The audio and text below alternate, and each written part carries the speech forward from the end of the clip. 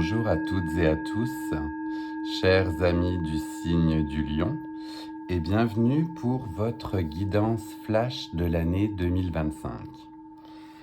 Il s'agit d'une guidance que j'avais envie de faire depuis longtemps pour que vous puissiez avoir un aperçu des énergies de 2025. Et j'y suis enfin arrivé. Je commence donc avec le chariot, puisque c'était votre arcane majeur qui était sorti pour le mois de janvier. Et je vais aller voir avec les autres arcanes majeurs du tarot de Marseille, quelles vont être les énergies pour vous en 2025. J'en profite pour faire un coucou à ma médium française Sonia. Vous pouvez d'ores et déjà aller voir sur sa chaîne So Intuitive, qui est en description de cette vidéo, les tirages qu'elle a réalisés, puisqu'elle est déjà en avance sur moi et ces tirages du mois de février sont sortis. Elle pourra toujours vous aider et vous guider. Donc Sonia, je t'embrasse bien fort. Alors, on est donc en train de battre et je vais aller voir pour vous les énergies de 2025. On disait, on a donc le mois de janvier, on va aller voir pour vous le mois de février, le mois de mars, le mois d'avril, continue avec le mois de mai et le mois de juin. Et l'on va continuer par la suite avec juillet, août. Où se cache-t-elle par la suite? Celle-ci pour septembre, octobre, novembre. Et celle-ci me fait de l'œil pour vous pour le mois de décembre. On se souvient qu'avec les 22 arcanes majeurs du tarot de Marseille, cela donne des précisions du début jusqu'à la fin d'un voyage ou d'une initiation. Fait que là, on a vos 12 mois et l'on avait vu ensemble par l'énergie du chariot pour ce mois de janvier, donc une énergie de mouvement, de déplacement, d'action. On part justement avec ce chariot. On a parfois justement deux directions, donc il faut faire des choix par rapport au chemin que l'on souhaite emprunter, mais la plupart du temps, bien évidemment, ces chemins se rejoignent. On a de temps à autre des chemins plus faciles, plus aisés, moins bumpy, moins, comment on dit ça en français déjà, moins accidentés, mais votre route est tracée et vous prenez les rênes. Pour le mois de février, on avait l'énergie, ou on aura l'énergie de l'amoureux ou des amoureux dans d'autres tarots. Et avec cette énergie des amoureux, eh bien, c'est une énergie de choix. Il va falloir faire des choix en ce mois de février. On voit cet amoureux justement demander, tirailler entre deux autres énergies avec un Cupidon au-dessus de lui. Donc cela peut faire écho au fait que vous allez avoir des choix à faire pour pouvoir continuer votre voyage et votre aventure.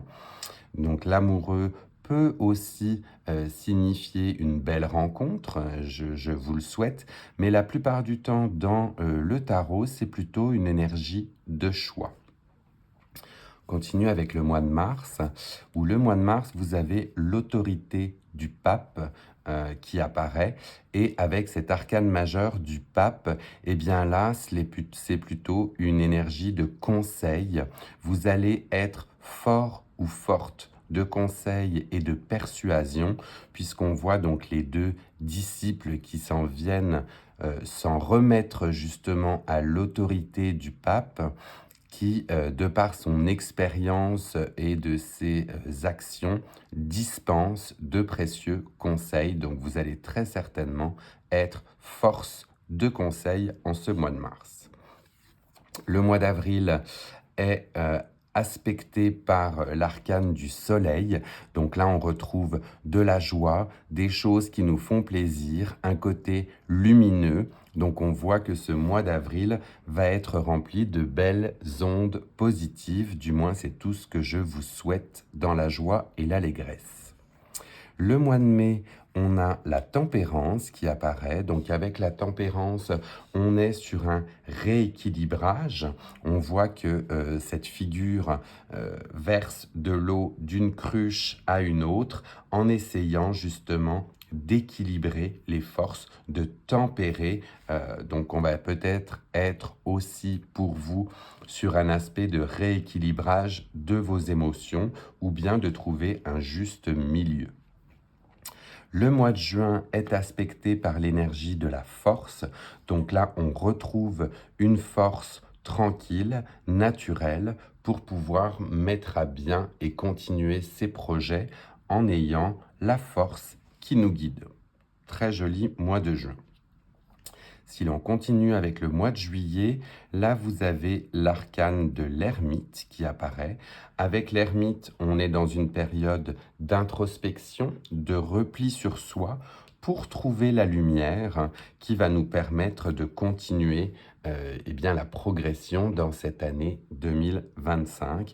Donc une période de réflexion, de questionnement et d'introspection pour le mois de juillet. Le mois d'août est aspecté par l'énergie du fou. Avec le fou, suite à tout ce que l'on a vécu depuis le début d'année, eh bien, on est bien aspecté pour entreprendre un nouveau voyage, un nouveau projet. On a justement eu des belles cartes en début d'année, certainement pour se poser les bonnes questions.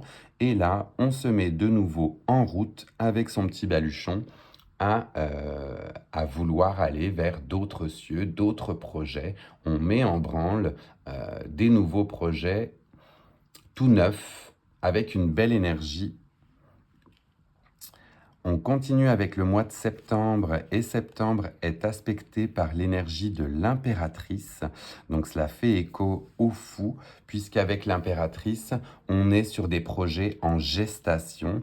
On est sur une énergie de création aussi avec l'impératrice.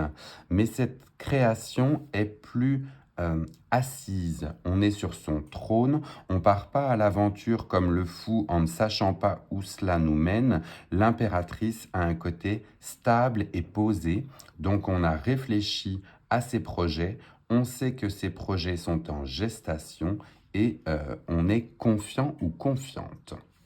Le mois d'octobre est aspecté par l'énergie du pendu.